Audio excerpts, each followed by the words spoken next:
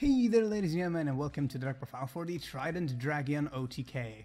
This is an OTK deck that revolves around getting out to Trident Dragion and then proceed to OTK with it. The deck does it in very many different ways, mainly using the combination of Dragard together with Labradorite Dragon, but there are other ways to do it too.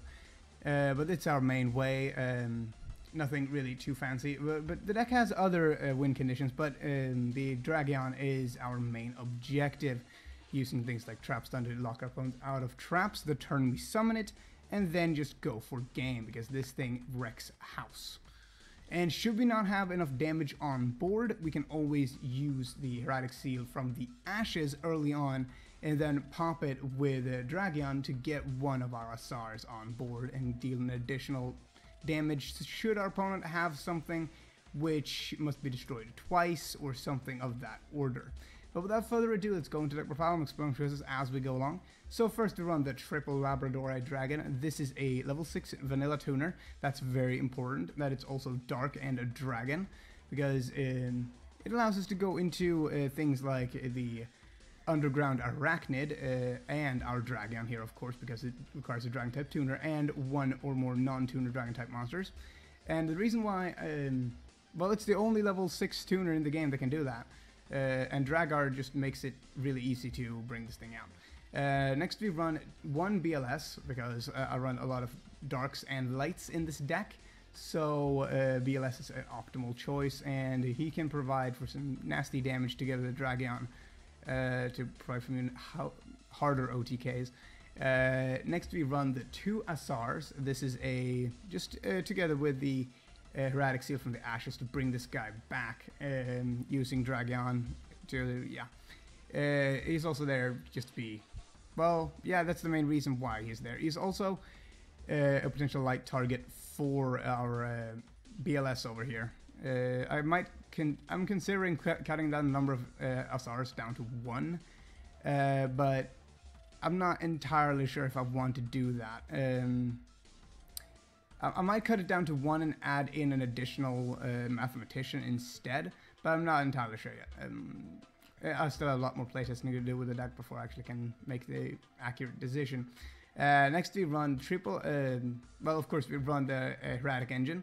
It's a very easy way to bring out our Lab Dragon and go for, some interesting synchros, as well as XYZ plays relatively quickly, and getting these cards in the grave really just makes the deck so much better, because a Dragard targets the monster in the grave and allows you to go for big pushes without even needing to use a normal summon before you get to your big combo pieces. And of course, we run the triple Tefnet and the Sue, which, they are the Heraldic Engine, basically. Next one, the triple Dragard. This is one of our dark targets, as well as our main way of getting back our Labradorite Dragon to go into our Dragion / our Leo. So, he's a neat little monster. Also, he can tribute other dragons to buff attack and things like that, but we're not going to be using that too much, considering it alters levels to level 8 of the monster you want to buff.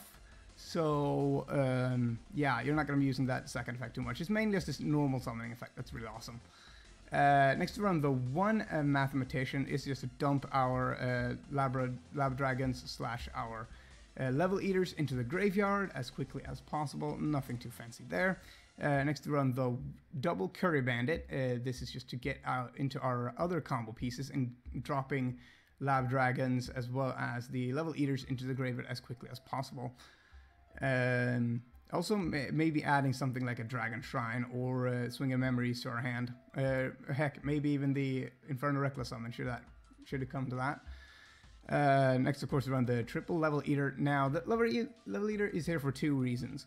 One, it creates a very easy way to go into Underground Arachnid, which is this deck's main answer to difficult situations to deal with. It's basically our Silent Honors arc, except it's better in a sense, but it's also worse because it doesn't protect itself against card effects, it only protects itself against battle.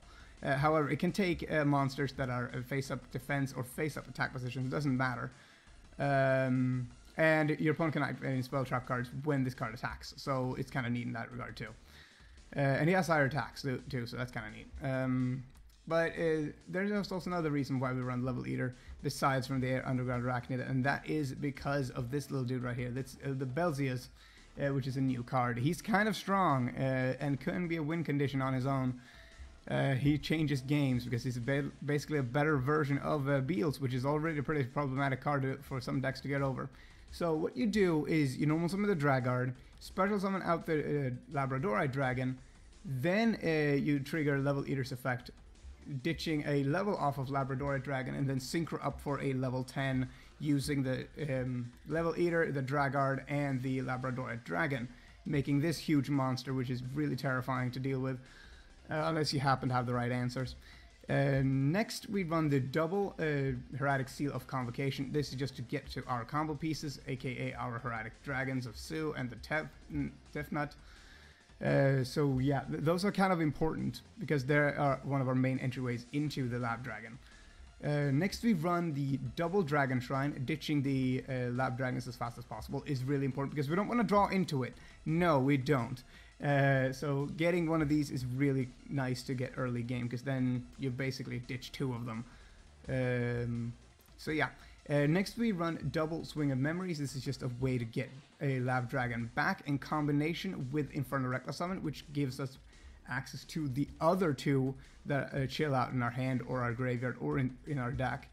And if our opponent controls an extra deck monster, well then screw them. They can't benefit off of the other effect of Infernal Reckless Summon, which allows them to special summon shit. So yeah. Then of course we run triple Mystical Space Typhoon for back row removal. This deck really doesn't like when our opponents play back row at all, and we just want to get rid of it really early on. Well, actually, no, we don't want to get rid of it early on. We want to get rid of it when we're going to go for a huge push. Then of course we have the Infernal Reckless Summon. This is just a big combo piece that allows us to go into rank 6s, as well as level 6 synchros and our level 10s and the level 11. Should it come to that.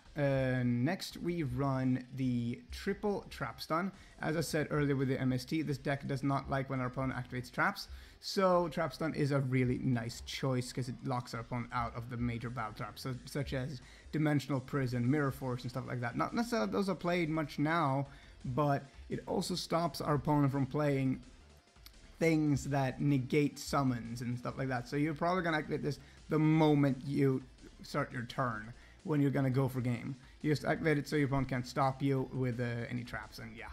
Next we run the triple Breakthrough Scale just to stop our opponent from dishing out, from making huge boards that this deck really don't want to deal with.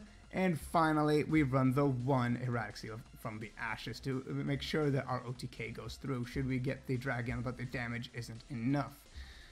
As for the extra deck, we run the 1-Star Eater, 1 Leo, double Dragion, triple Underground Arachnid, 1 Goyo Guardian, 1 Constella Ptolemy M7, 1 Phonos Drag Bouncer, 1 Gauntlet Launcher, 1 Erratic Dragon King of Adam, 1 Gaia Dragon of the Thunder Chargers, 2 Gaia Dragon of the Thunder Chargers, and finally 1 Belzius. Actually, it's supposed to look like this. So the Belzius comes first. But yeah, that's the deck profile, guys. I hope you enjoyed, and I'm out.